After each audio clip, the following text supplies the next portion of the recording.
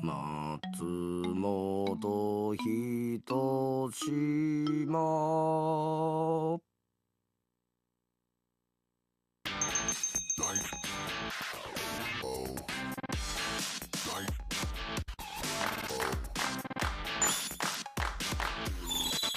松本人志大文化祭、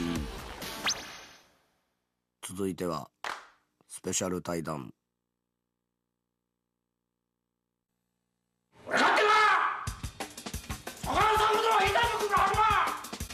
デビュー以来コント、バラエティ、映画など数々の笑いを作り続けてきた松本人志さん。松本人志大文化祭では松本さんがぜひ会いたいという人物とのスペシャル対談を企画しました。松本さんが挙げた人物とは、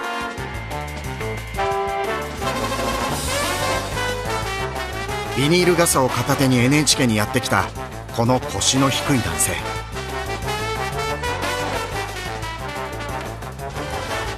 とある世界で最高の尊敬を集めるクリエイターです。宮本茂さん58歳。彼が作り出した世界、それはテレビゲーム。代表作スーパーマリオシリーズは全世界で2億5000万本以上を売り上げました。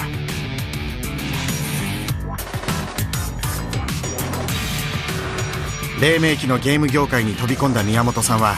その豊かな発想力でヒット作を連発。30年にわたり開発の最前線に立ち、任天堂を世界的な企業へと躍進させました。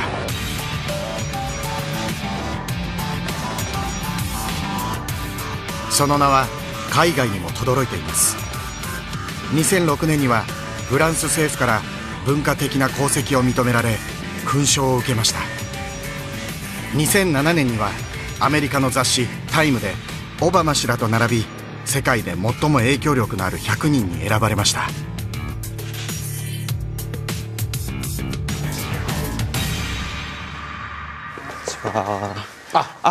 松本です。よろしくお願いします。どうも。はじめまして。わざわざありがとうございます。いえ、こちらこ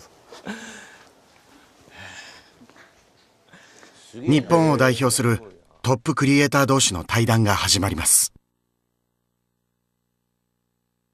失礼します。すみません、よろしくお願いします。いえ、こちらこそよろしくどうも。早速なんですけど、いわゆる僕そのゲーマーっていうふうには自分では思ってないんです。で、自分のうちの奥さんは「いやあなた十分ゲーマーよ」って言われるんですけど、なんでしょう、そんなアーケードゲームセンターそんな行くタイプでもないですし、常に何かゲーム持ち歩いてるわけでも、携帯に最近流行ってる携帯ゲームとかそういうのも一切やらないんですけど、のめり込んだゲームが10タイトルぐらいはあって、で当然その1タイトルにはパート2や3みたいなことあるんですけど、全部ではやっぱり10タイトルぐらいで、ただそれはとことんやり込んじゃうんですよ。でやり込んでその10タイトルのうちの約半分以上が本当数年前に気づいたんですけど、宮本さんの作品で。ありがとうございます。当然宮本さんの作品を選んでやってたんじゃなくて、後で気づいたら宮本さんだった。なんだこれはと思って、ああこの人すごいなってでなんかもう嬉しくなっちゃって、やっぱりすごい人に会うと嬉しいんですよね。でこの人ってどんな人なんやろう。いや私生活はもう全然いいんですけど、ちょっと脳みそをお伺いしたいなっていうか、そんな感情になったんですよね。がっかりされたらどうしよう。いやもうそれがなんかこうちょっとお会いしたいなと思った最初なんですけど。なるほど。はい。なんでしょうね、気ぃ付いたら自分のこうコントローラーを宮本さんに僕自身動かされてたみたいな、そんな感覚になりましたね。どっから来るんでしょうね、あの辺の発想というか。僕もね買ってね任天堂に入ったんですよね、学校で。でその時は別にゲームがいっぱいあったわけじゃなかったんで、別にゲーマーでもなくて、それからインベーダースペースインベーダーとか、パックマンっていうのがこう出てきて、それで同じくとことん遊んだんですよね。でとことん遊んでるうちになんか、会社の中では比較的ゲームをよく知ってる人になって、それ以来ずっと自分が作ってるゲームを遊ぶのでね、結構一生懸命ですから。いや僕がすごいなと思うのは、やっぱりすごく頭のいい人のはずなんですよね。すごく頭のいい人のはずなのにものすごく幼稚な部分をちゃんと残してらっしゃって、結局自分もこういう仕事やっててすごく感じるんですけど、いやもともと僕はアホですけど、いかに幼稚な部分を残しながら技術を取り入れながら表現していくかっていうのがすごく難しくて、成長しすぎないように努力するというか、ピクミンなんか見てると本当にそうで。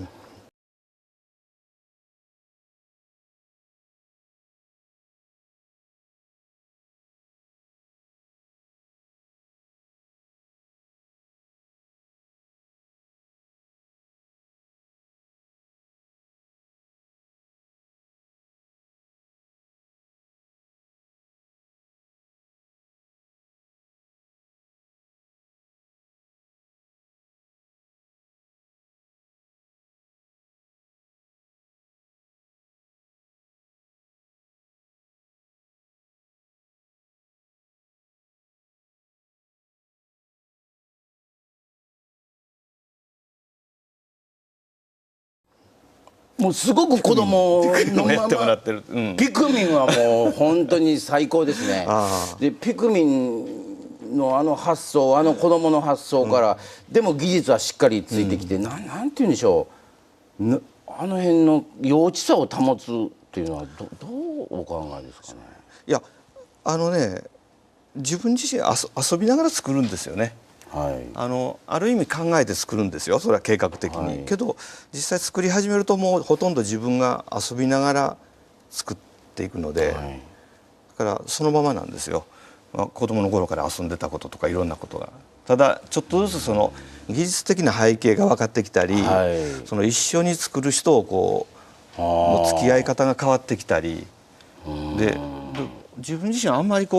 昔と変わったことをしてると思わなくて、ずっと同じことを続けてる間に、だから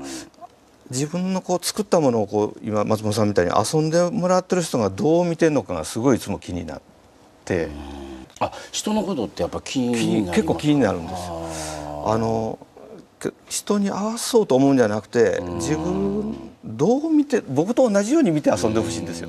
自分が作りながら見てる通りに遊んでもらえば理想なので。心技体ってよくスポーツなんかでいう、技術と心と体とっていう、その部分で僕は心っていうのは童心、この世界でいうと僕は童心が大事で、そこに技術と体力が合わさって面白いものが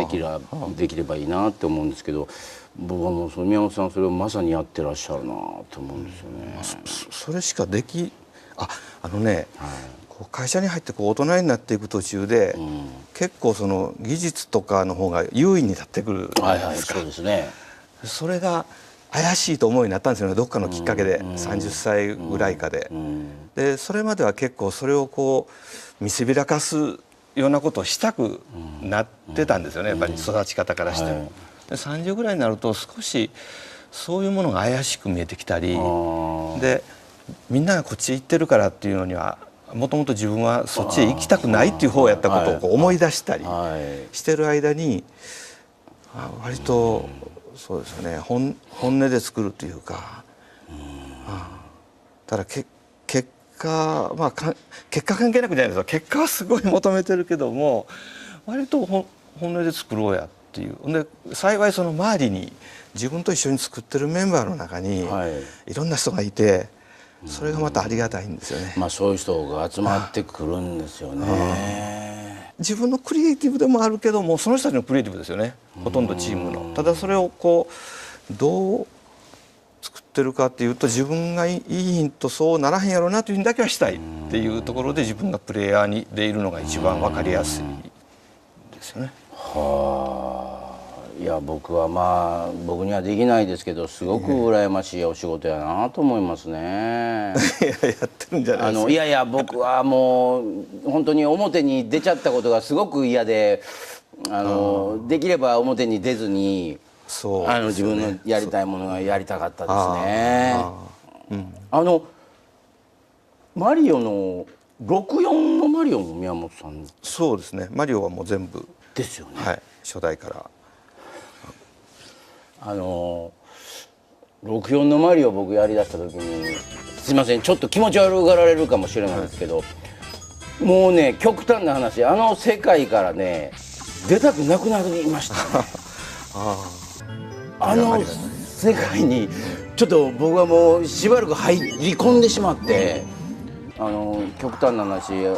全くあれと同じ世界作ってやろうかなと思うぐらい一時思う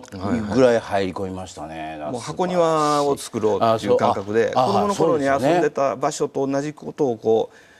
う新しくこうまとめて、で合理的にまとめて箱庭にする。だから徐々にこう 3D になったりして、どんどんそれがやりやすくなってきたんですよ。あの時点で初めて立体にして確信でしたね。いや素晴らしいです。僕ちょっとどうしても聞きたいんですけど、答えられない部分はもうしょうがないんですけど、本当に勝手な個人的な質問なんですけど、ピクミン3はないんですかね。これ実はね、その筋ではというか業界筋では、僕毎年アメリカで夏前にこう喋る機会があって、そこで作ってるって言い続けて、で今年やっと次のハードで作るからねっていうことを正式に言ったんですよ。だからまだいつとは言えないですけど、すいませんこれもう本当僕がもうめちゃくちゃ嬉しいんですけどそうですか。もう5年間ちょっと作りはやめちょっと作りはやめっていうことを繰り返してて、でこれ3いつ出んねやろ、いやもうないのかなと思っていやまたもう一回最初からやろうかなって今思ってたとこなんですけど、そうですか。はい、やります。やってます。これね僕が周りから言われることなんです。で僕は今度また素人みたいに宮本さんにまたそんなこと言いたくなるんですけど、どうしても例えば自分がやってたコントをもう一回やってくれと、別にキャラはそのままで、セリフさえ変えてくれたらええやんけって好きな人は言ってくれるんです。でも僕はそれはやりたくなくて、やっぱりプラス何かがないと絶対やる意味がないって僕は思うんです。でそんなことを言っているくせにゲームのことに関してはピクミンに関しては宮本さんにもう同じでいいからもうステージ違いをもやってくれって僕は思ってるこの矛盾さ、やっぱファンって勝手なもんやなと思うんですけど。だからピクミン1の時は登場人物1人なんです。でピクミンも3色なんです。でも2になってから助手と博士と2人になってピクミンは5色になるんです。で3はプラスそこに何かを多分宮本さん乗せてきはると思うんですけど、いやもちろん乗せてくれるのは嬉しいですし、そうなんですけど、でもファンにしたらいやもうそんなに込み入らなくてももう前のままでステージさえ変えてくれたら十分僕らは楽しめるんですけどね。すいません僕なんかわけわからんこと言ってる。でも本当そうなんですよね。なんか仕事の悩みってもうそれですよほとんど。期待に応えたいっていうのと一緒じゃ嫌だっていう。一緒だ嫌だっていうでどっかの時点で OK 出すんですよね、自分の中でこれで OK っていう。折衷案じゃないですけども、でそれがさっき言ってる今まであったものを強化していくっていう伸ばし方、補強していく強化していくってこれは割と簡単なんですよ、積み上げていくのは。でそうするとどんどん複雑になっていったり、重くなっていくので、初めての人には近寄りがたいものになっていくんですよね。ただ深くって求めてる人も深いものを渡したら OK なんじゃないと思うんですよ、僕は。だから深いと思ってる人にいかにちょっと外したところでの新しいものをこれも OK って言ってもらうのがすごい好きで、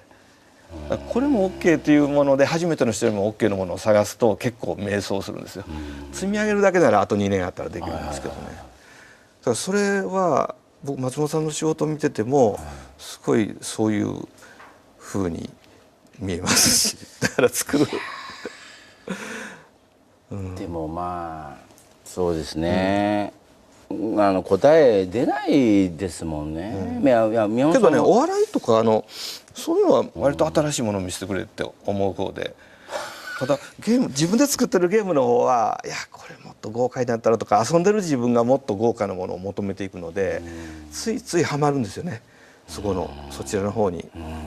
他のメディアのものの方がまたその手使うのとか思いながらひねくれて見てて。他のゲームははるんですか？一応チェック程度にはするんですけど、本当に今ゲームっていうのはもう自分の作ってるものを遊ぶだけでもかなりの生活の中を占めるので、そうなってきますね。だからどっちかというと他のメディアのものパラパラ僕深く造形の深いなんかメディアってなくて、パラパラ単発的に見るんですけど、なんかここでもこれ悩んでるかとか、ここ安く落ちてるなとかばっかり見ながら自分の仕事と照らし合わすっていうのが多いですから。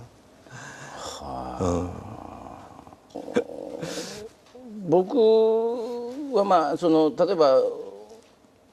映画とか本とか、ゲームもそうなんですけど、大体食べ物もそうですね、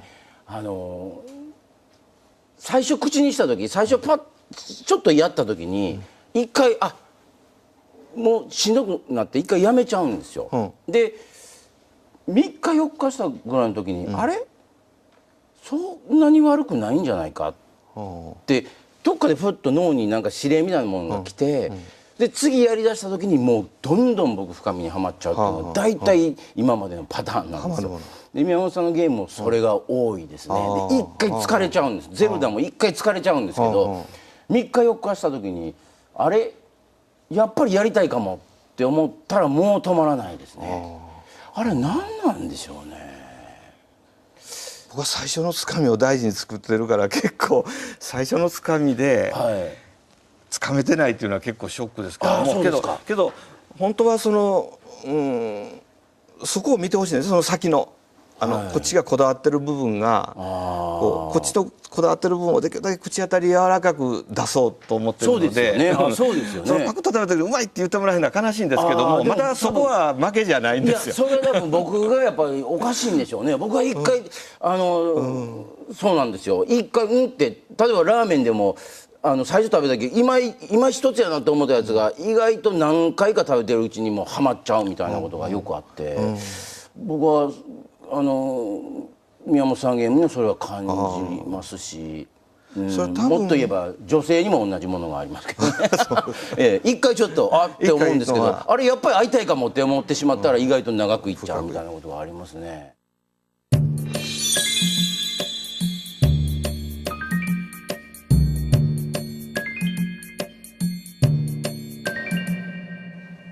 あれですか、やっぱり普遍的なものを作りたいっていう意識は強い方なんですか？そうですね。そうあった方が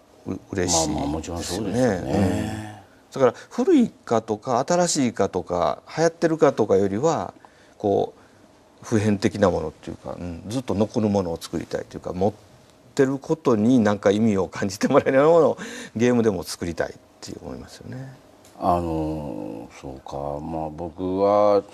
テレビの仕事もやりながらこんな仕事をやりながらすごく最近普遍的なものってどういうもんなんやろうってすごく今難しいなって思ってるんですね。でいわばデコとボコの感じかなと僕は思ってて、その受け手が今まではそのすごく母語だったんですね。で僕らが一生懸命やることがデコで、それがうまくカチャッと合えば僕はなんかこう普遍的なものが生まれるんじゃないかなってずっと思ってるんですけど、最近その受け手があまり母語じゃないんじゃないかな。だからあんまり僕らがデコを押し付けるとなんかこううまく噛み合わないで、特にテレビなんかで言うと視聴者の方が最近むしろデコになってきてて、で僕らがデコを押し付けると全然噛み合わないみたいなことがあって、すごく今そこにどうやったらそのデコと僕がうまく合うのかなっていうのは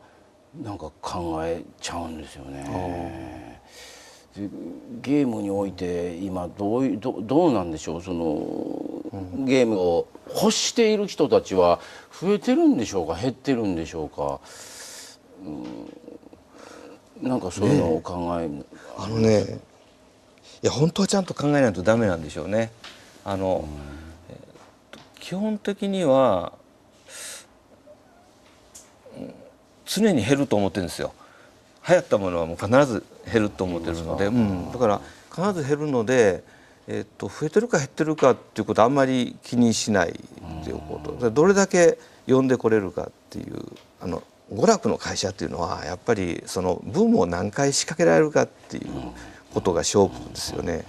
ところがなんかゲームビジネスみたいなのができてきて、なんかそのお金を儲ける仕組みができるとどんどんそこで回っていくじゃないですか。なんかそのサイクルから抜けたくて、例えばスーパーマリオが、売れましたよね。そうするとみんな褒めてくれはるんですよ、スーパーマリオ。でスーパーマリオ、いやここがすごいですね、あここがすごいですねっていうことの言ってくれはることの半分ぐらいは別にスーパーマリオじゃなくても他のビデオゲームでもやってることなんですよね。ということは、スーパーマリオが出るまでインベーダー以来スーパーマリオが出るまでゲームを知らなかった人の方が世の中多いんですよ。これはゲーム作ってると全部知ってる人と付き合ってると思うので間違う。すごいわかります。ですよね、多分。すごいわかります。だからその両方がお客さんにはいるっていう意識を持ちながら自分がどこをやってるかって、そうするとスーパーマリオの時にこの半分のものを取ったのはすごい漁夫の利なんですけども、それはそこへ出てきたから初めて漁夫の利があるわけで、じゃあ次それを作るのには何をするかというと、多分ここの流れ見ててもできないですよね。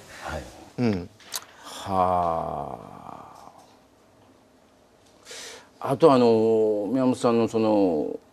ちらっと聞いたのはオリジナリティへのこだわりがものすごいっていうのは聞いたことがあるんですけど、オリジナリティのこだわりというより、こうみんながやるパターンに乗るとそれ以上のものを出さないとダメですよね。独自に考えたものっていうのはまだこう仕上げる余地がいっぱいあるんですよね。だからみんな割と怖がるので安全なところにいっぱい置きに行きますよね。でその時は結構そこいっぱい同じようなものが置かれてるので、こう目立つように置くのにすごい努力がいるんですよ。けど独自のとこ行くのは危ないですけども、まあラフに置いてもまだ空いてますからっていうそうですね、その方が仕事楽しいんですよ。これも僕がもう何年か前にも全く同じことを言ってるんですよね。いや本当そうなんですよね。でも言い換えれば少し卑怯なんですけどね。言い換えればいや全然卑怯じゃないんですけど卑怯と言われれば卑怯な部分ではあるかもしれないですね。誰も行ってないところに行くっていうのはお前らここ分からんかってどっかで言える部分でもあるので、そうですね。オリジナリティってやっぱそういうことですね。オリジナリティってそういうことですよね。天性のものでなんかこう本人の中から湧き出してくるのとか言いますけど、それはほっといても出てくるもので、やっぱりその人に注目されるオリジナリティっていうのはやっぱり他のものとの比較ですよね。だからでもそうですね。でも宮本さんはそうは言ってもちゃんと大衆もしっかりと掴んでおられますもんね。そこがすごいですね。そこはね結構臆病なんですよ。だから放っておくとついついそこへパイを置きに行く方なので、余計にこう違うとこに置きに行こうってこう奮い立たすために言うみたいな特にスタッフにはそれは極端に言うっていう。その宮本さんそれダメですよ、こっち行った方がいいですよ、こんなんした方がいいですよっていうそういうブレーンの人がいっぱいおられるってことですか？いやそうでもないですよね。ほっといたらそっちに行く人が多いですよね。で僕が割とこう奮い立たしてこっちへ行くって言ってでみんなが本当に行くとちょっと危ないって僕が止めに入る。ちょっとそれは行き過ぎ違うかみたいな。あ、そうですか。もうちょっとここらでもいいんやないかっていう、俺はどうやろうみたいなとこはあるんですよね。だから多分ねそこの距離感を調整するのがプロデューサーで、はい、自分がいないとそういうふうには仕上がらへんやろうなっていうふうに思える部分で、他の人が見てると多分その仕上がる位置が違うのかなって。それ以外はクリエイティブはもうみんながしてますからみたいなふうにだんだんなってきてますね。僕できたらこういうテレビじゃなくて普通に居酒屋でお会いしたかったですね。やっぱりどうしても意識してしまうので、もうちょっとこうぶっちゃけた話が本当はしたいんですけど、すいません、なんか本当素人みたいなことなんですけど、怒鳴り散らすことってありますか？あまりないですね。たまにやりますけどね。たまにパーンって言っちゃう時あります。たまにね、いや他の人に見せるようにやろうかなと思ってやったことがあるんですよ。どういうことですか？なんか、こう下の人たちがいて中間の人がいて僕がいるんですよね。下に結構不満が溜まったりしますよね。でその時にこう一回叱ってみせた方がみんなが納得するやないかとか思ってとか横に並んでる人がこうけどあんまりうまくいかなかったですよそれは。だからあんまキャラじゃなかったんですね。だからそれは一時あったんですけど、最近はやっぱりどっちかというと自分が言ってる意味がよく分かってもらってない時に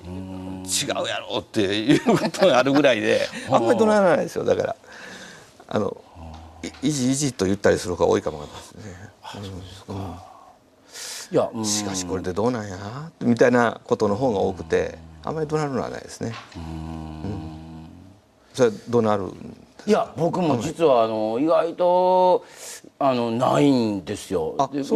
で僕の場合はもう完全に笑いの仕事なので、現場で怒っちゃうともうその弱っちゃうんですね。でもスイッチなんでしょう、ホットプレートみたいな怒り方しか僕できないので、一回怒っちゃうともう熱々になると冷めるのにものすごく時間がかかって、もう多分もうその日一日も無理なので。だから我慢しちゃうんですね。でストレスがどんどん溜まっていくっていう、でどっかでこうパンってなっちゃうっていうことがあるんですけど、いやものづくりをしている方ってどうなのかな。それはね会議とかしてると重くなりがちになりますよね。そうですね。とか言って、でその時に自分がそこにいると中に入ってるとなかなか気づかへんですけども、人がやってるのを見てるとちょっと笑わしたくなるんですよね。やっぱり笑ってる方が結果は OK、結果は広がるので、だからできるだけ自分を落として笑うとか、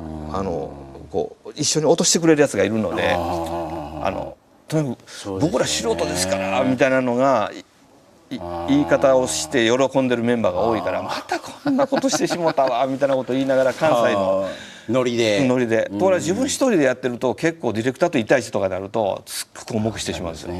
でそれは気をつけた方がいいなと思うけどもなんか発想はどこから生まれましょうかね。そもそもね分かんないですよ。自分が発想するというかゲーム作りたくて作ってるのかも分かんないぐらい。それはでも僕もよく聞かれるんですよ。そうなんですよね。で僕松本さんのテレビとか見てても誰かが提案するでしょ。で悪くはないねんけどそれじゃあかんと思ってるんですよけど一応悪くはないねんけどなって言うじゃないですか悪くはないねんけどなけどどうせそれするんならっていうところが企画始まるんですよ。そしたらその企画は、どうせそれするんならが大事なポイントなんですけどその発想はそのダメやけどなっていう提案をした人の発案なんですよね。でそういうものの積み上げですよ。それは自分の中にであったりその会議のメンバーにあったりお客さんの意見であったりするのでだからきっかけはというとやっぱりこうぐるぐる作るっていうことを前提に回ってるのがきっかけで何もしてない時に突然ポッと思い浮かばないですよね。ピクミンはどっか庭でアリを見てて、思いついたっていうのはあれは本当なんですか？アリを見てて思いついたんじゃなくて、作ってるものを整理していくうちにこれはアリとして作るのが一番いいって。2001年に発表されたピクミン。技術の進歩により100体のキャラクターを同時に動かせるようになったことが企画の原点にあったといいます。小さいキャラクターをどんな設定にするか検討する中で生まれたのがアリをモチーフにするアイデアです。ゲームはピクミンを大事にすればするほどクリアが難しくなるよう設計されています。ゲームを進める途中泣く泣くピクミンを犠牲にしなければならないことも。まるで人生のように喜びと切なさが交錯する世界に松本さんは見せられました。アリっていうのは子供の頃の経験なんですよね。分かりやすく言うのに今でも見ますからね。だからそれは分かりやすく庭のアリって言うんですけど別にうちの庭を取材しながらこれを作ろうと思ったわけじゃなくてそうですよね、たくさんのものが動いてるのを遊びにしようと思うとって作ってるうちに大体たくさんのものでね何か作ろうと思うとそのたくさんのものがどっかに攻めていくとか、どっかずっと先の方に遠征していくとかステージをクリアするとかってなると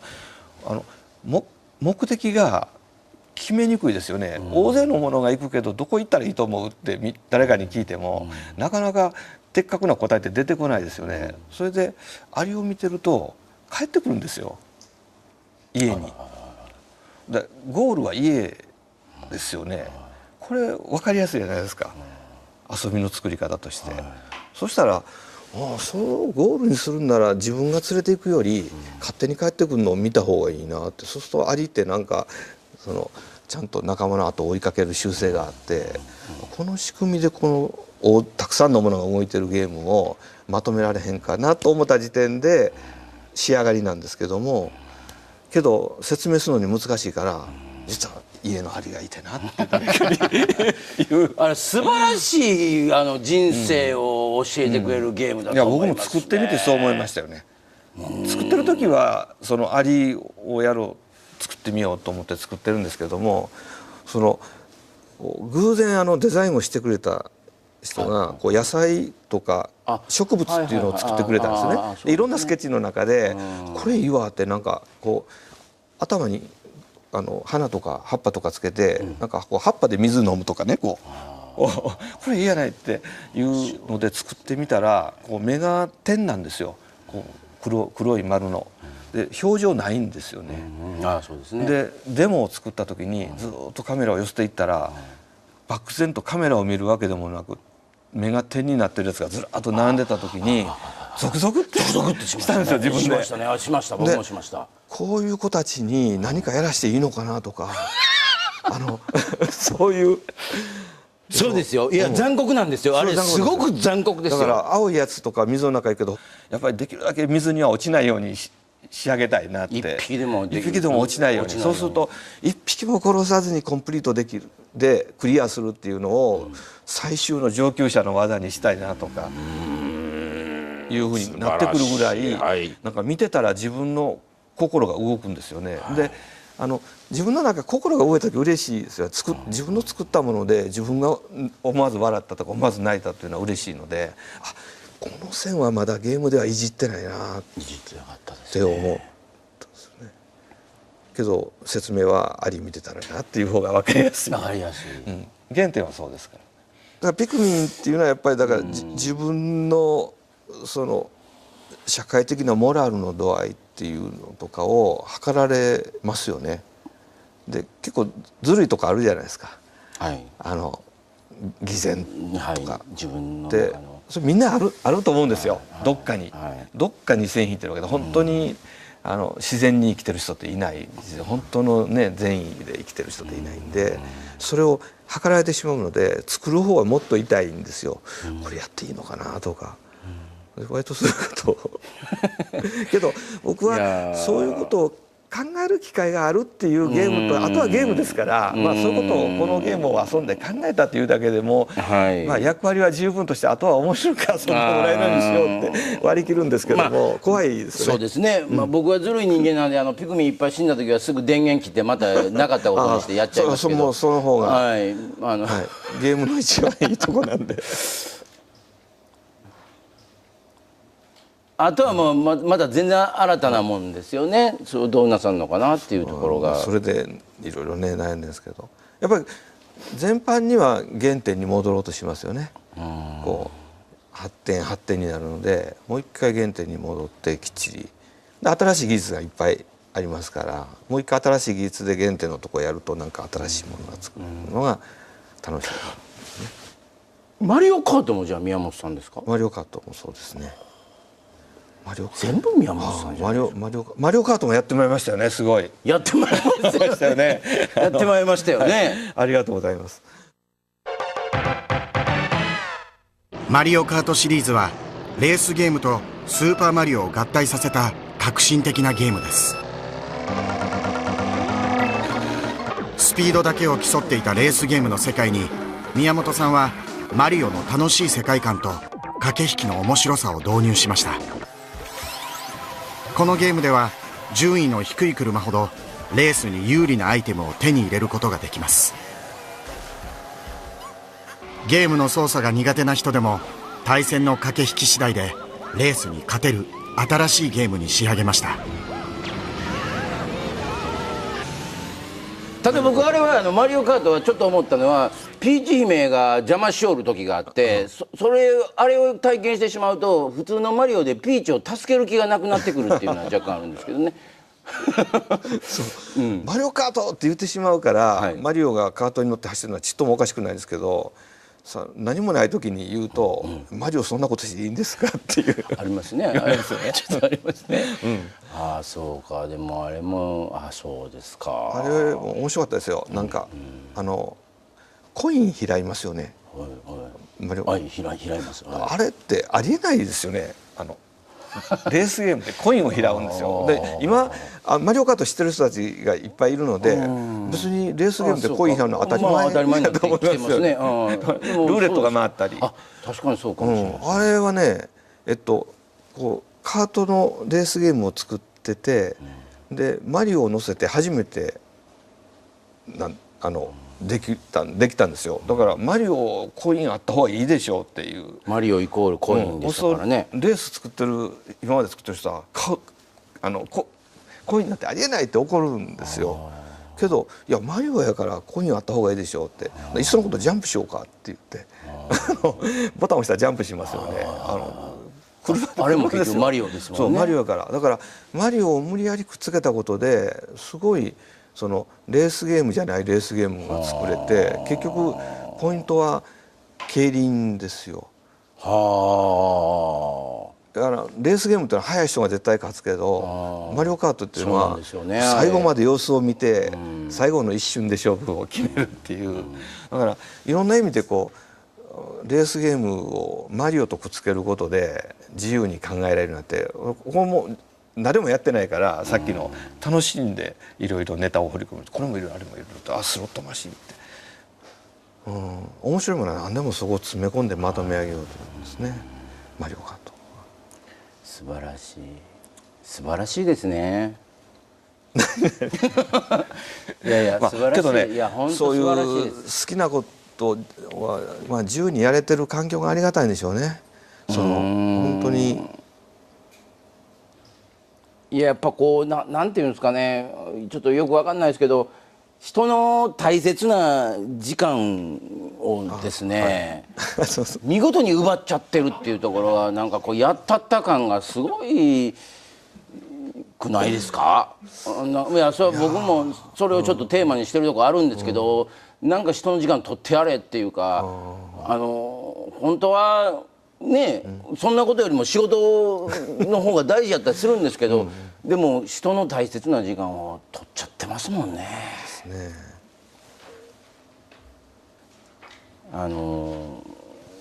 ゼルダがものすごく長いじゃないですか。あれは、どういうことからなって。今度作ってるのはもっと長いんです僕も自分で遊んでも100時間ぐらい僕結構時間かかって遊ぶ方なので、自分である程度知ってながらテストするのに100時間ぐらいかかったという。作ってるとだんだんあれもこれも入れてそうなってしまうんですよね。これは欠かせないとか外せないとか言ってる間に。で長くなるのはもうついついやっぱりなんですかね、なんかな、お話をこう追うっていう感じがしますよね。ロールプレイングゲームとか言われたり、アドベンチャーって言われるとこうお話を追っていくっていう。ただお話を追っていくだけやとこうつまんないですよね。なんかそれなら映画作ればいいしみたいな、インタラクティブに自分がこう触ってるからそうですよ。宮本さん映画作ればいいんですよ。いやだから映画は多分全然違うと思うんですよ。僕は宮本さんの映画見てみたいですね。とても怖くて手出せない。いや絶対面白いと思いますけどね。いや映画は似てて違うんですよ。映画なんかは本当に見たお話で泣くっていう簡単な構造ですけど、ゲームっていうのはもう自分のした苦労に対して泣くんでしょ。そうですね、自分に泣いてるんですね。そう自分に泣いてるんですよ。だからそれぐらい本気で使ってもらえるなんか場所を作るとか環境を作るのが僕らの仕事なんで、箱作りというか。そうするとその箱がよくできてたら遊ぶ方は時間かかってしまうんですよね。もう一回遊んでも大丈夫なようにしとこうって言ったのを全部端から全部さらいながら使われると、いやそこは後からでいいんですよみたいなものをいやこれも入れとこうこれも入れとこうってみんなでこう仕上げていきますよね。だからなんか羨ましいな。いいですね。ゲームは面白いです。面白いですね。お客さんさえちゃんと付き合ってくれれば。僕はもうそんなんできないですけど、そうか羨ましいな。僕も生まれ変わったらそんなんなりたいな。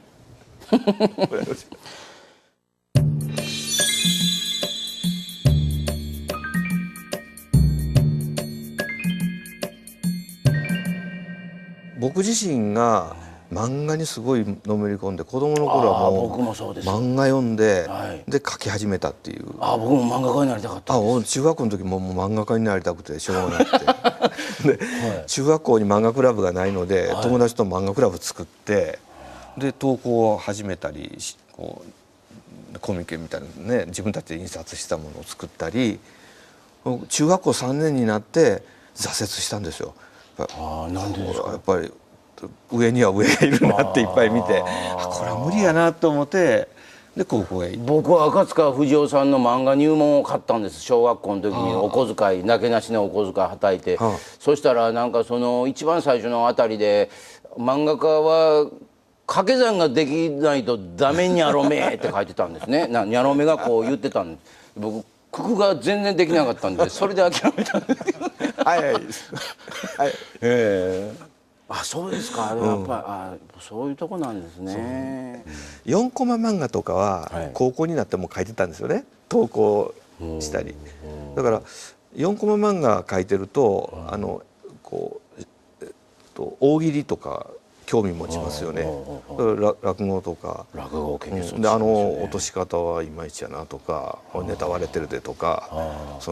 だからどこで仕掛けてどこで落とすかって落とす時にどうもう一段裏を書くかとか、終わったと思ってからもう一発かますとか、そんなことばっかり考えてるんですよね。それを結構ゲームの構成の中で考えるようになりますよね。もともとそういうことをしてたので。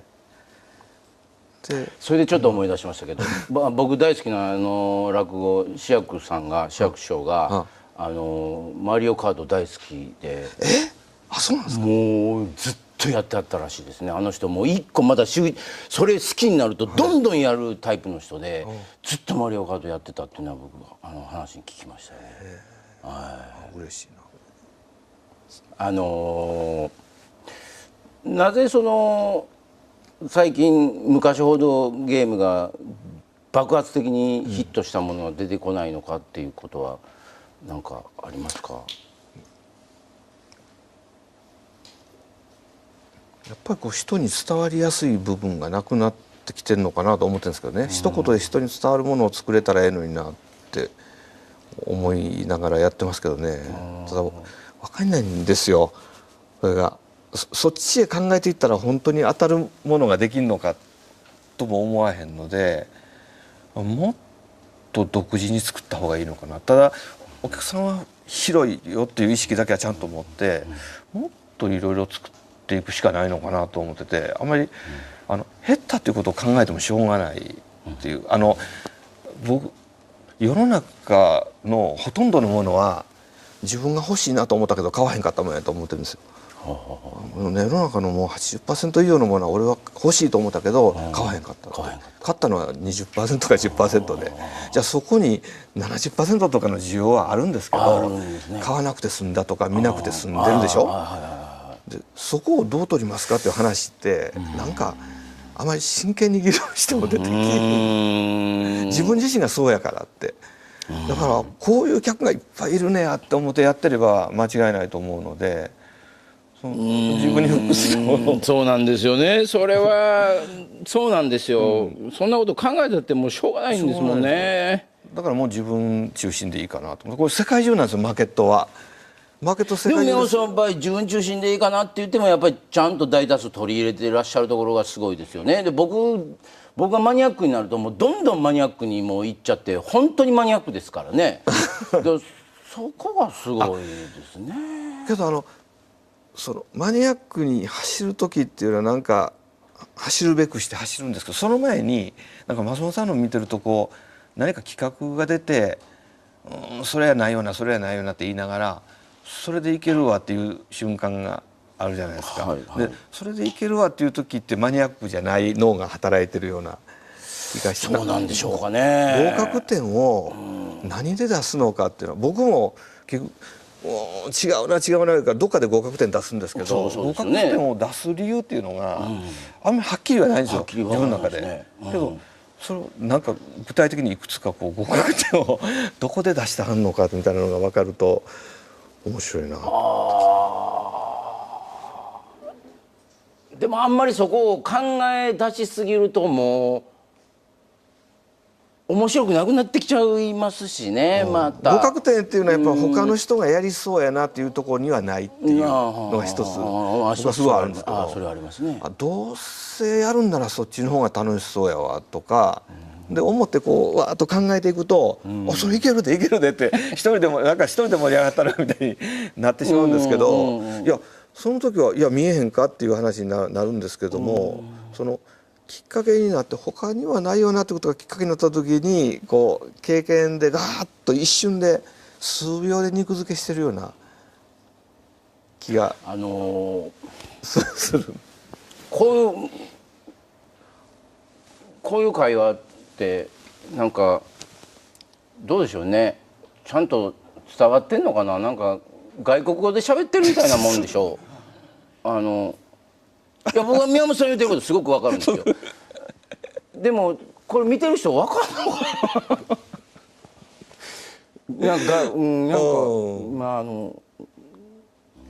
な。なんか感じる人がいてくれたらいいなと思いますけど。宮本さんお弟子さんみたいなのがおられるんですか。いわゆるそういうなんていうか一緒にずっとねもう30年一緒にやってるメンバーが結構たくさんいるんですよ。20年とかでそこと一緒に作ってるのでお弟子さんとは言わないですけど、まあけど本当に、今、主なメンバー100人ぐらいいますけど、もう20年ぐらい一緒にやってる人ばっかりで、辞めた人ほとんどいないですからね。それがありがたいんですけどね。どうなっていくんでしょうね。だから今は自分が弾く時にどうしようかって本当に真剣に考えますよ。そうですよね。だからちょっといないものとしてって言ってもなかなかいないものとしてはできひんので、だから口を出さんようにしてみるとかしてもまたねつい口出しますからね。それを今徐々にね60近づくとだいぶこう切り離しができるようになってきた感じ。そうですか。5年ぐらいこうもがいてるんですけども、それで。いや今そうなんですよ。僕らお笑いもそうなんですよ。本当どうなっていくんやろうって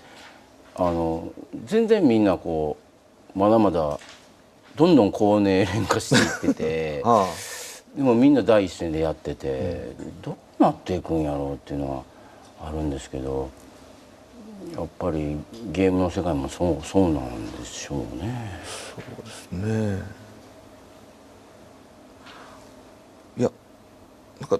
どこもこれもまたややこしいですけど、どこもそうじゃないですか。昔はカリスマ性のあるリーダーがいたけど今はいなくなってるじゃないかとか言いながら、また100年後に見るとなんかそれなりになんとかなってるのかと思わないとしょうがないかなと思うんですけどね。日本の作品と海外の作品との差、僕は全然気にしないようにしてるんですよ。そんなものはないっていうぐらい、働き方に違いはあるんですけど、仕事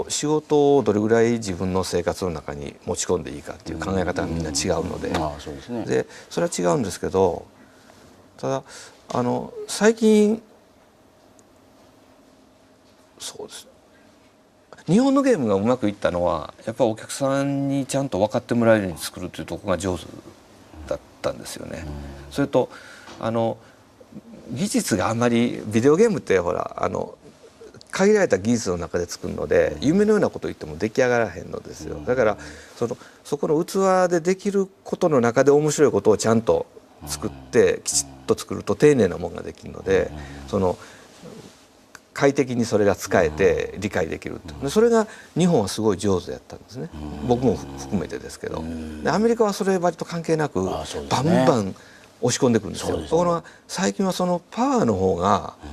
こう凌駕するようになってきて、もうパワーのとクオリティがゴーンと高いと多少とかいいやないかって言ってる間にだんだん作り慣れてきて細かいところも上手に彼らがなってっていうふうに、だから今アメリカの対策の方が日本よりもすごい魅力的だって言われるようになってきてるんですね。格闘技と全く同じですね。そうか。そうなんですね。格闘技と全く同じですよ。これまたマニアックな話になりますけどそういうだから昔のいわゆる柔道だなんだってやってた、空手だなんだってなってたことがだんだんアメリカとかに吸収されていって、今技術どうこうよりも結局またパワーになってきたりなんかして、そのパワーの中にまた技術がちゃんと生まれてて、だから今 UFC が一番面白かったりするんですよね。ごめんなさい、まだ全然わけのわからん話。そうなんや。僕はあまり深くはない知らないですけども、それも映画もそうでしょ。映画もなんかちまちまやったのハリウッドのパワーでいったけど、今逆にもうそれが疲れて今度ダメじゃないですか。そうですね。だからもう一回原点に帰ったものの時期が来てるっていうふうに思うんですよね。ほんまや。それはよくシネ坊主とかでずっと書いてるでしょ。僕結構好きでずっと読んでたんですよ。ほんでそう興味を持ったんですけどね。ってやっぱり眺めてる目は面白いよなと思って見てたんですけど、だから映画と貼るために結構楽しみにしてるんですけど。ありがとうございます。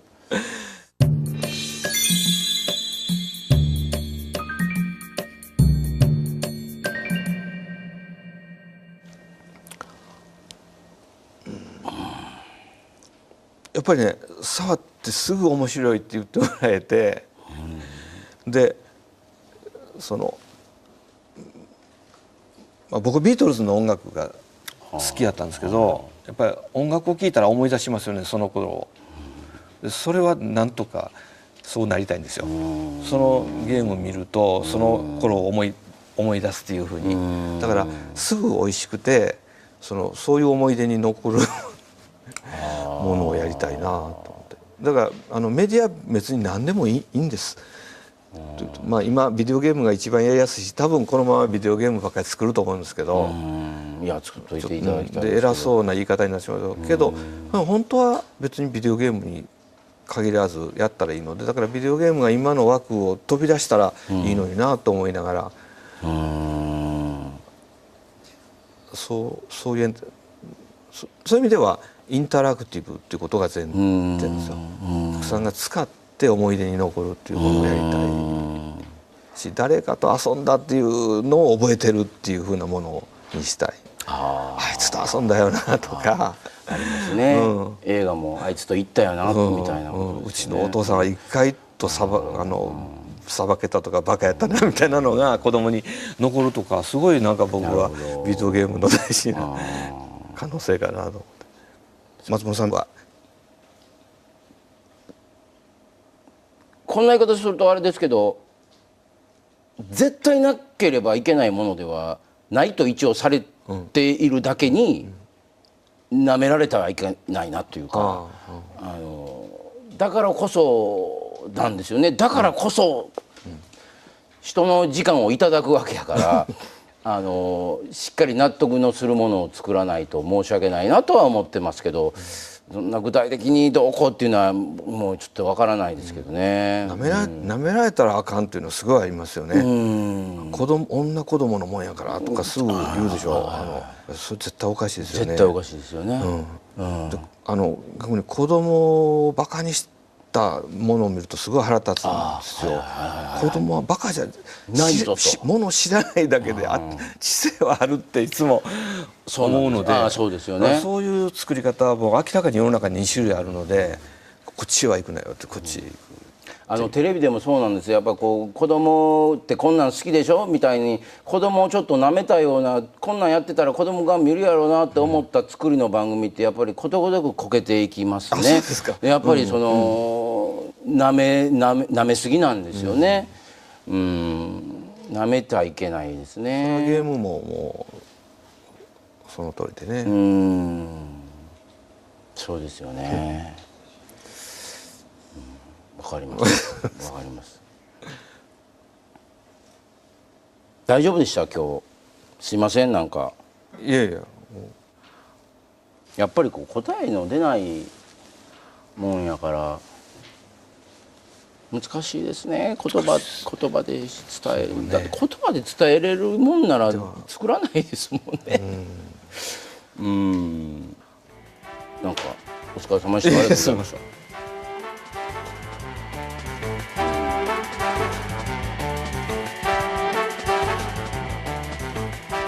前から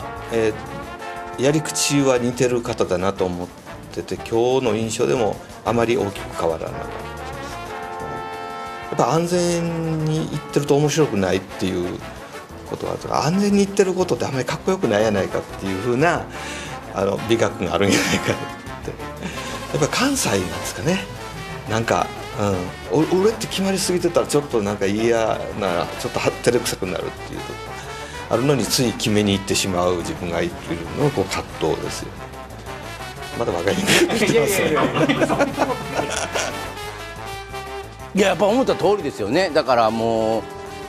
絶対悪い人じゃないなっていうのがで、絶対そうなんですよ。こういう仕事でこういうものを作る人は絶対悪い人じゃないんですよね。もう目が濁ってないですもんね。まあ僕もそうなんですけどね。ありがとうございました。